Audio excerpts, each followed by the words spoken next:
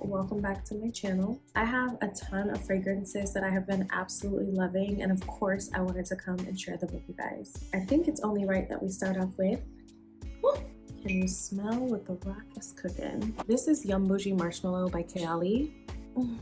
And it is the dreamiest, creamiest, fluffy, sweet fragrance. I love to layer this with so many other scents. It's always just that like nice touch of sweetness and like that little girly pop flair to any fragrance combo. Whipped vanilla, creamy coconut, pink marshmallow, freesia, strawberry, musk. It is absolutely to die for. This is my 50 ml bottle, but I also have the 100 ml and it is completely empty. That's how much I love it. I also have quite a few dupes of this fragrance. I have the Marshmallow Blush by Paris Corner, as well as the Cloud Candy by Cut Lodge. They're both absolutely amazing.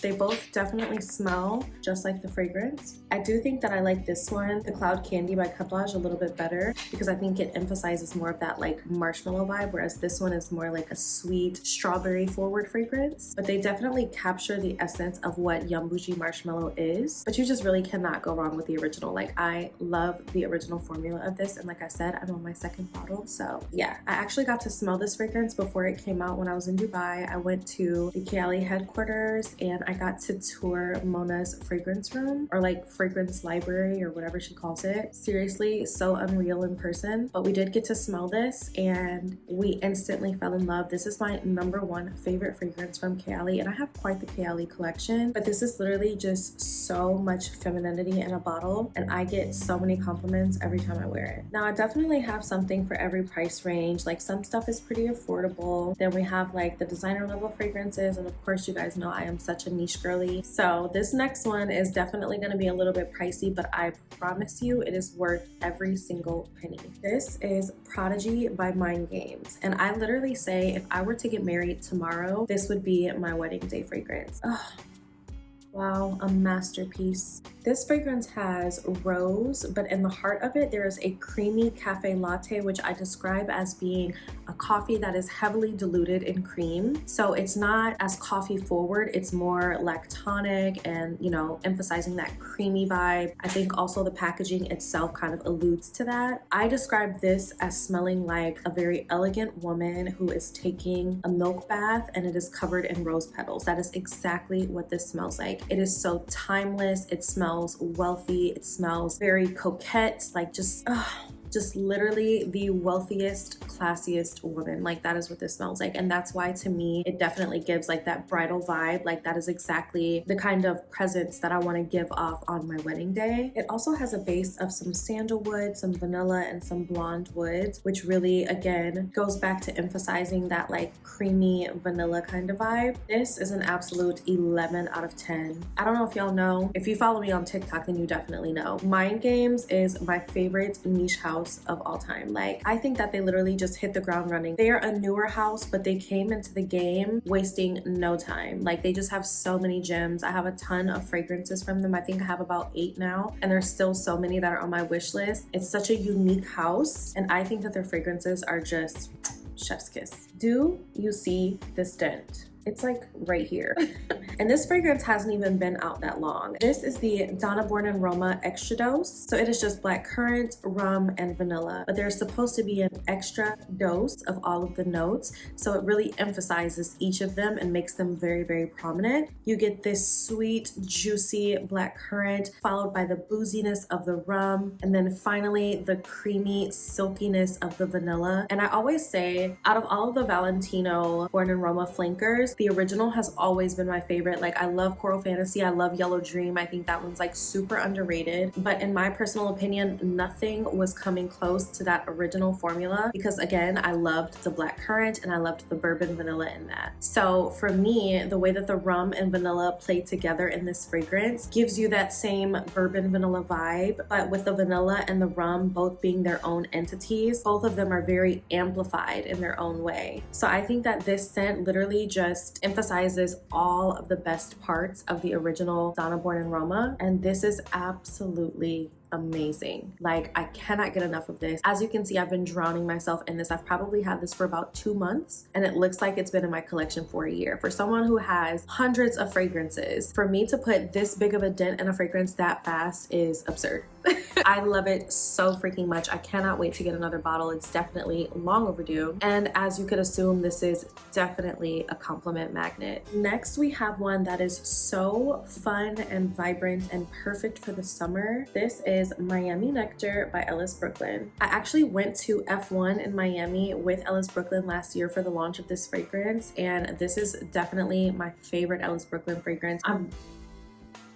I'm pretty sure I own all of the Ellis Brooklyn fragrances, if I'm not mistaken. And this is definitely my fave. Oh, it's so fresh but sweet, and it is a pina colada fragrance. But what I really love about it is that it's not this stereotypical pina colada kind of scent profile. Instead of just being coconut, it's coconut water, which gives it more of this like aquatic vibe to it rather than like a milky coconut or a nutty coconut. Then there is palm leaf and there's frangipani, so it's just like a surplus of these like green and floral notes that you don't see all the time in fragrance. Like obviously we see a lot of rose, we see a lot of jasmine, but I love a good yellow floral like a mimosa or a frangipani, and so this is, oh, it is so good. It honestly reminds me a lot, I don't know if you guys remember back in the day, if you grew up in the hood then you definitely know, the big packs of popsicles, and it's like the sticks and they'd all be stuck together but it'd be like different colors, and they had a white one, and to me this smells like that tastes, if that makes any sense at all. It makes perfect sense to me, but it may not make sense to everyone. Sometimes I can taste something and like emulate a smell, or sometimes it's the other way around, like smell something and I would imagine how it could taste, and that's definitely the vibe that I get from this. Like, I love Miami Nectar, and once again the proof is in the pudding. Look at that freaking dent, and I have a backup bottle because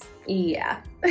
And speaking of Ellis Brooklyn, I've also been loving their newest release. Like, Ellis Brooklyn really keeps their foot on all these other brands' necks when it comes to a good summer fragrance. They can do no wrong, okay? Guava Granita is a beautiful, juicy, tropical scent. Wow, that is beautiful. This has guava, banana, coconut, there is water lily, there is melon. I definitely get the melon and the guava the most. I don't really pick up too much on that banana note. Then you've got mango blossom, some bergamot, there's vanilla in the base. Oh, it's so pretty. If you have any tropical vacations coming up, you absolutely need Guava Granita. And you already know where I'm going with this, right? Right. Layer these two together and thank me later, okay? Delicious. And while we're on the topic of tropical summer fragrances, this right here is my favorite summer scent of all time. And my friend actually just asked me this today, what is my #1 favorite fragrance? And I said it's a toss-up between 3 fragrances, and this is one of the 3. I love this fragrance so much, I want to inject it into my veins. It is so freaking good. Now when it comes to a niche house, well actually Ellis Brooklyn is niche too. It's just not like expensive niche, you know what I mean? But Xerjoff, especially with them being an Italian house, if you want like super upscale luxurious kind of niche fragrances and you want to take that tropical route and you want something like very fruity, besides Tiziana Terenzi, who is also Italian, Xerjoff is the way to go, okay? This is Erba Gold, one of my absolute favorite fragrances in my entire collection. Forget season, forget price, like just overall, this is so freaking good. This is essentially like a flanker of the original fragrance from Xerjoff, which was Erba Pura, and that is a super popular fragrance, and it is definitely in my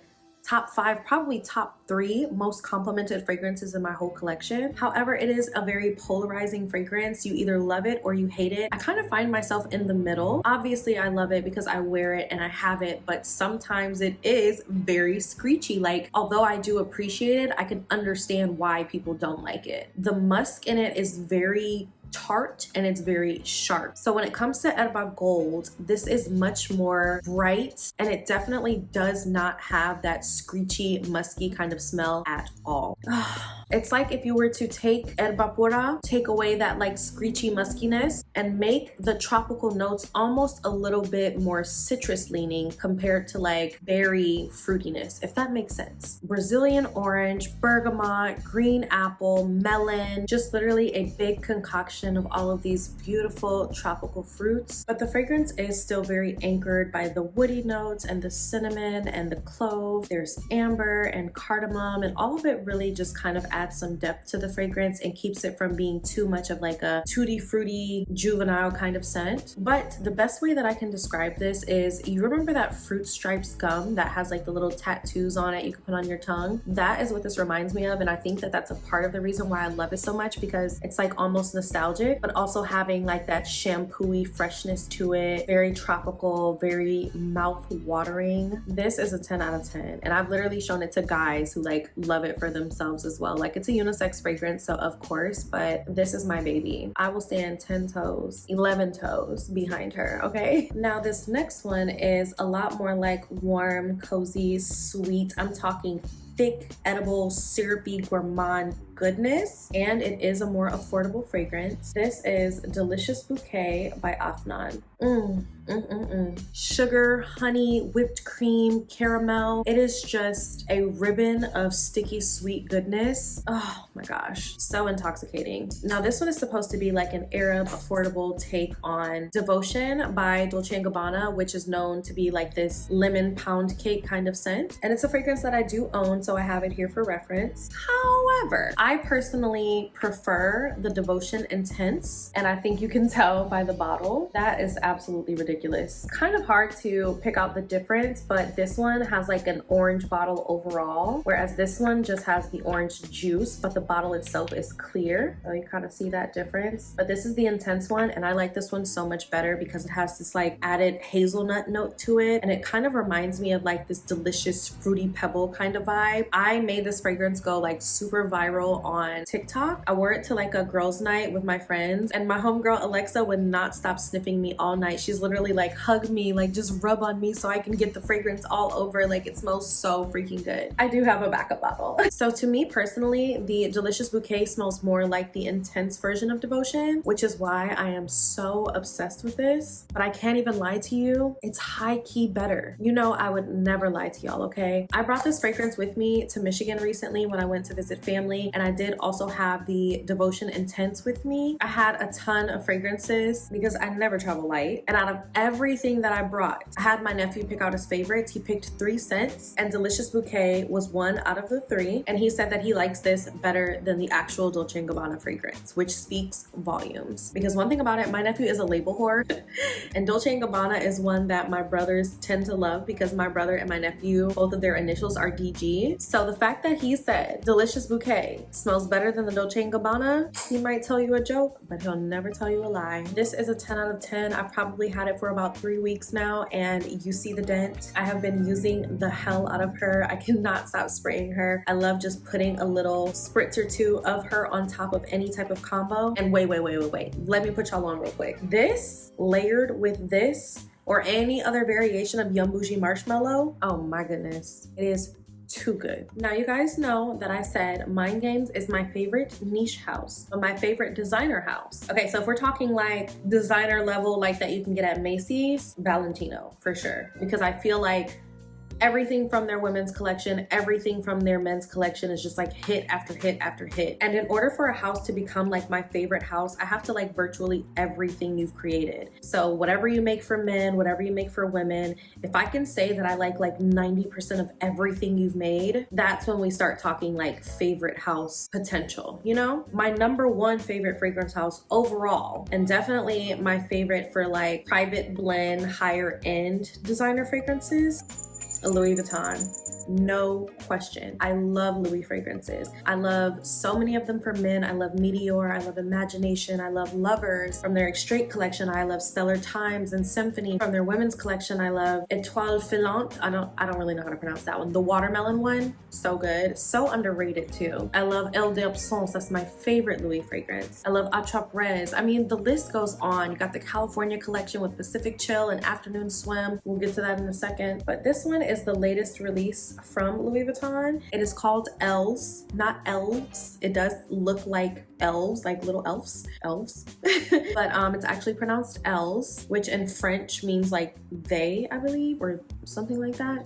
Now I absolutely love this scent, okay? Definitely a hit or miss. It's not for everyone. A lot of people said it was like very soft and they were kind of underwhelmed and it wasn't really like doing enough for them, but that is precisely why I love it so much. I love a good effortless, dainty, feminine scent that just doesn't feel like or smell like you're trying too hard to stand out. Again, that like timeless DNA, very feminine, very classy. It has like this soapy, clean elegance to it that I absolutely adore in a fragrance. And I honestly think it takes a lot more skill almost to really deliver this kind of fragrance. I almost feel like it's easier to just make a super loud, in your face kind of fragrance. But to truly bottle up the essence of sophistication, I think that that takes like a certain level of skill. And Jacques Cavalier is hands down one of my favorite perfumers. It's obviously why I love so many of the Louis Vuitton fragrances. I love that he really has that signature DNA that is so easy, at least for me, to identify. With a lot of the Louis fragrances, a lot of them go like pretty clean, which I love. That's like my favorite scent profile. Or they go very citrus. You can always find some sort of variation of like bergamot, ginger, grapefruit, things like that in a Jacques Cavalier fragrance. Now, when I saw the notes of this fragrance originally, I did not know what to think. It opens with black currant and peach, and I absolutely love black currant. It's my second favorite fruity note after raspberry. Of course, you have that Jacques Cavalier ginger right in the opening, paired with some cinnamon. Then in the heart, you have a bunch of floral notes like some rose, some lily of the valley, some coconut milk. There's also violet. And then in the base, you have ambroxan and patchouli. Now that just sounds so all over the place, which is why I could not quite guesstimate what I was gonna be getting myself into before smelling this, because it's like, okay, it starts off fruity, but then there's like this cinnamon note and this ginger that I would believe to add a bit of a spice to it. And then you have all these florals in the heart note, but then you've got like coconut milk, which would give like a creamy vibe, a lactonic vibe. And then the base, the ambroxan, is like, okay, it's giving that like soapy clean, that molecular your skin but better that I love. But then patchouli, the patchouli is gonna give it that kick. I was nervous, but this soft, clean, dainty, elegant, feminine. And what really sold me on this, I stopped by the Louis Vuitton store to smell this before I went to the movies to go see Sinners. And I was just playing around with it, you know, coming in to get my content, everything like that. I did like it, but I wasn't all the way in love at first. But when I put it on my skin, I could not stop smelling myself all throughout the movie. The way it was lingering and projecting off of my skin, the way it mixed with my body chemistry, I know what works for me. Musky, clean kind of scents just really do something on my skin. They be dancing and doing the salsa and A-Town stomp, a little crip walk on my skin. Like, it's like we were just made for each other, you know? Els performs so beautifully on me, and I really do just love it. Again, it's not for everyone, but I think she is absolutely beautiful. She doesn't smell like it, but the same kind of like timeless, soft, clean kind of DNA that you get from Eau d'Absence. Eau d'Absence is definitely, to me, a little bit more heavy on the white floral, and then it does have that like touch of raspberry, but that like soft, pretty girl, soapy clean, effortless, clean girl aesthetic kind of smell, it's in that family. So I hope that makes sense. Now this next one has Jacques Cavalier's DNA written all over it, okay? And it is not a Louis Vuitton fragrance. Actually, what prompted me to get this fragrance is because I had Afternoon Swim on my wish list for quite some time, but I couldn't quite pull the trigger because to me, Afternoon Swim just does not have the performance and the longevity that I would really want from a fragrance that I'm spending well over $300 on. Love the scent profile, don't like the performance. Tiger by Bulgari. To me, this has a very similar profile to Afternoon Swim. As soon as I smelled this, I said, this is Jacques Cavalier's work. Like, I know him. As soon as I smell him, I know my boy, okay? And it smells like Afternoon Swim, but sexier, much better performance. Of course, this opens with that signature Cavalier DNA, that grapefruit, followed by some ginger and some ambrette in the heart of the fragrance. Then you've got ambroxan, musk, vetiver, and patchouli in the base. It just smells like the most unisex, sexiest, intoxicating summer scent. For the grapefruit to be the only fruit kind of note, citrus leaning, fruity note in this fragrance, she is truly a star. She is outperforming some of these much heavier notes. And for her to not be accompanied by any bergamot or anything else, she is so prominent in this fragrance and really emphasizes that like summer-esque vibe that the fragrance has. But I think it's the ginger, patchouli, and vetiver that I'm picking on that really just anchor the fragrance and add that sexiness, that depth, create some texture in the fragrance.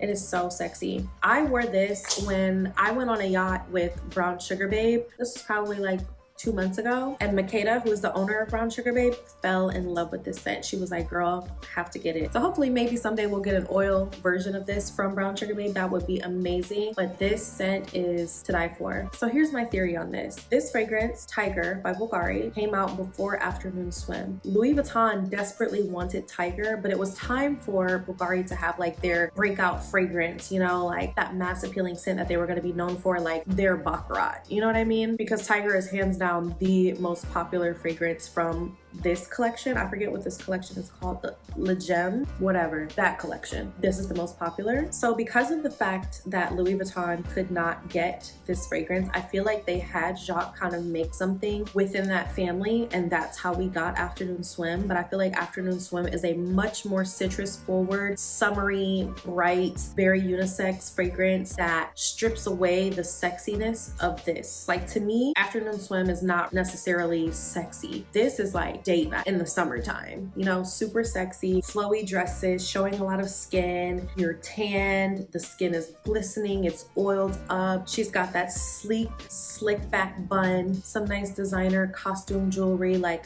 I can just see the vision. And Tiger is not a new fragrance. It's just one that I am utterly obsessed with right now. And while we're on the subject of sexy date night-esque summer tropical kind of fragrances, Mango Oud by Gritty. This is hands down one of my favorite mango fragrances. I love this and God of Fire by Stephen Humbert Lucas, but I always say God of Fire is a mango fragrance with oud, and this is an oud fragrance with mango. The oud is definitely more at the forefront of this fragrance, and the mango kind of just adds like this light, frilly, tropical layer to the fragrance that keeps it from being like an overly smoky, traditional oud scent. It opens with mango, guava, and neroli. Then you've got this creamy coconut milk, osmanthus, and ylang ylang in the heart of the fragrance, followed by a base of oud, amber, and vanilla. It is so rich, it's sexy, it's fiery. If you were to take a sweet, bright, juicy mango and kind of put it over a fire and like smoke it almost, and then you could smell like the wood from the fire itself, that is what this gives. It is just so makes you want to bite your lip, okay? And last but certainly not least is the L'Eau de Parfum by Cirque du Soleil. The Cirque du Soleil, yes. The people flipping and skipping and hopping and doing all the tricks, that Cirque du Soleil. They made a fragrance that I say smells like fair air. When you are approaching your county fair and you smell the cotton candy and you smell the buttery popcorn, you smell the glazed donuts, you smell just sugary sweet air, like fluffy, sweet air. You smell elephant ears and all of the things, the funnel cake. And they did the most beautiful job of executing exactly what it smells like when you go to a fair, a circus, anything of that nature.